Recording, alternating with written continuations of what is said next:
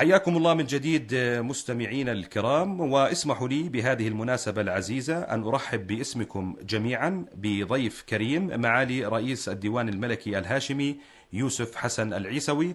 مساء الخير معاليك وسيدي معالي رئيس الديوان الملكي الهاشمي في هذا اليوم العزيز على قلب كل أردني. بماذا تحب أن تحدثنا بهذه المناسبة؟ تفضل. أول شيء الله يعطيكم العافية. بحب أسلم عليكم وعلى الوطن وقائد الوطن، وكل عام والأردن الحبيب وجلالة سيدنا بألف خير.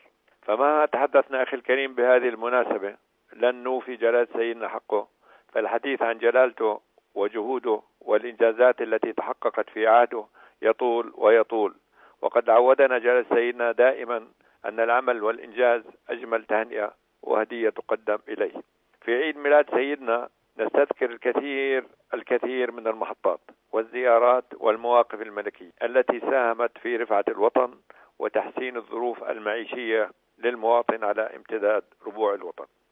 هذه المحطات أخي العزيز تجلت وتجسدت إنجازات على أرض الواقع، ولمس المواطن نتائجها، وجعلت من الأردن وطن عزة وكرامة لأبنائه. سيدي، بحكم قربك من جلالة سيدنا كرئيس للديوان الملكي الهاشمي العامر ورئيسا للجنة متابعة تنفيذ مبادرات جلالة الملك، كيف تصف لنا النهج الملكي في التعامل مع القضايا الوطنية؟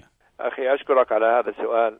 جلالة سيدنا يثق بقدرات أبناء شعبه ثقة كبيرة، ويؤمن دائما بالأفعال ويفرح بالإنجاز، ويؤمن أنه بالعزيمة والإرادة قادرين على تجاوز التحديات الداخلية والخارجية وتحويلها إلى فرص. فالأردن شهد في عهد جلالة سيدنا تحولات وتطورات في مختلف المجالات السياسية والاقتصادية والاجتماعية مكنتنا من تجاوز التحديات وتداعيات الأزمات التي تعصف بالمنطقة. فالسياسة الحكيمة لجلالة سيدنا مكنت الأردن من تعزيز دوره المحوري على الصعيد الإقليمي والدولي. ورغم الانشغالات السياسية الإقليمية والدولية، إلا أن سيدنا كان دائما الأقرب لأبناء شعبه، يتلمس همومهم واحتياجاتهم من خلال التواصل الميداني المباشر معهم، وهذا هو الأساس العلاقة بين الملك وشعبه الوفي. هذا النهج اللي تفضلت حضرتك فيه معالي أبا حسن، كيف يجسده سيدنا على أرض الواقع؟ نعم أخي، النشاطات اليومية لجلالة سيدنا تجسد هذا النهج. فخلال الزيارات الملكية واللقاءات التواصلية مع أبناء شعبه كان جلالته مستمعا جيدا لحديث الناس، ويسجل الملاحظات بنفسه، ويطلب مني أو من المرافقين له متابعة قضايا المواطنين ومطالبهم، ويوجه بحلها ومشاريع يأمر بها جلالته بناء على مشاهدته خلال زيارته للمناطق والمؤسسات الخدمية على أرض الواقع. معالي الرئيس، ما تفضلت به يذهب بنا إلى الحديث عن المبادرات الملكية ومأسستها.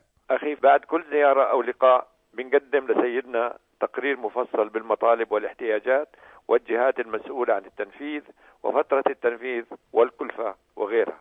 جلالة سيدنا دائما الله يطول بعمره عندما نعرض عليه الأمور التي تتعلق باحتياجات المواطنين ومطالبهم يكون الجواب على بركة الله، مع التأكيد على ضرورة المتابعة والتنفيذ. نعم أخي، جاءت فكرة المبادرات الملكية في ضوء مطالب واحتياجات المواطنين، خصوصا التي تحتاج إلى سرعة بالإنجاز، ولتجاوز الإجراءات الروتينية اللي بتاخذ أحيانا وقت طويل.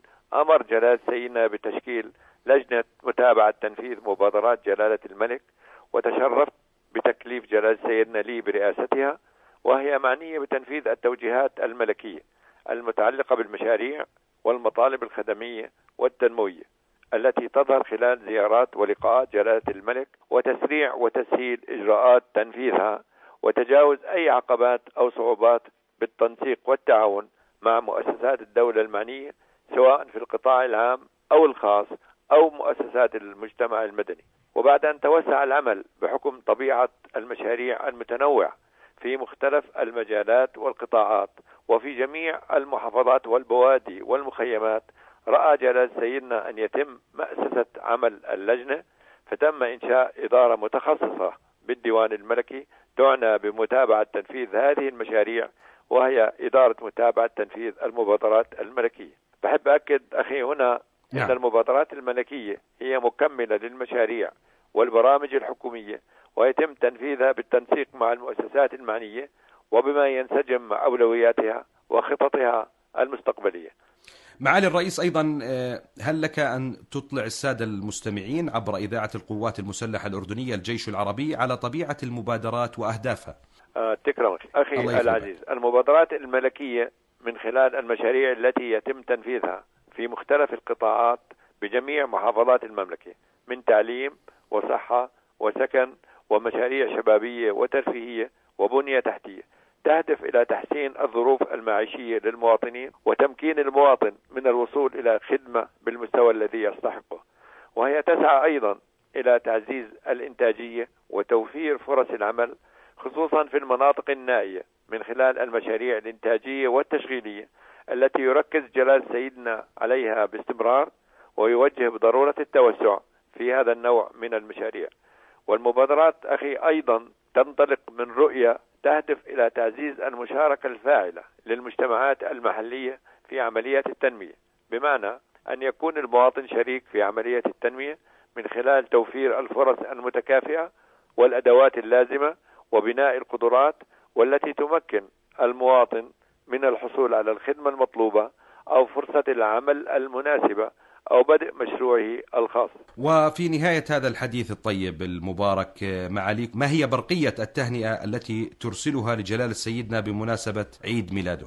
أخي في هذا اليوم المبارك والعزيز على قلوبنا، كل عام وأنت بألف خير سيدي، بحجم الوطن وبحجم الإنجاز. كل عام وأنت سيدي رمز العطاء والحكمة، وأدامك الله ذخرا للوطن والأمة. شكرا معاليك. شكرا لكم أخي، كل عام وأنتم وجميع الأردنيين بألف ألف خير. بارك الله فيك. شكرا جزيلا لمعالي رئيس الديوان الملكي الهاشمي العامر يوسف العيسوي. شكرا جزيلا. حياك الله.